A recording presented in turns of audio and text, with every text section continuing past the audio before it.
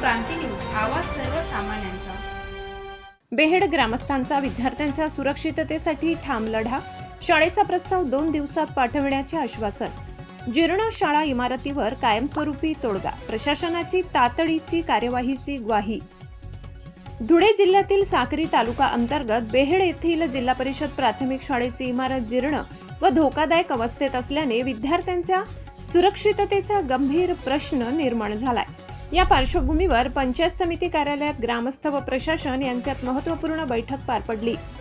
बैठकीत ग्रामस्थ, पालक व शिष्टमंडळाने शाळेतील 4 खोल्यांसह सर्व मूलभूत सुविधांनी सुसज्ज नवीन इमारत तात्काळ मंजूर करून बांधण्याची एकमुखी मागणी केली। विद्यार्थ्यांच्या सुरक्षिततेचा प्रश्न अत्यंत तातडीचा असल्याचे त्यांनी स्पष्ट केले। गटविकास अधिकाऱ्यांनी मागण्या मान्य करत येत्या 2 दिवसात प्रस्ताव वरिष्ठ पातळीवर पाठविण्याचे आश्वासन दिले। तसेच आवश्यक अभिप्राय देऊन सर्वतोपरी सहकार्य करण्यात येईल असेही सांगितले। दिरंगाई झाल्यास जिल्हा परिषद कार्यालयात शाळा भरविणे, बालहक्क आयोगाकडे दाद मागण्याचा इशाराही ग्रामस्थांनी दिलाय।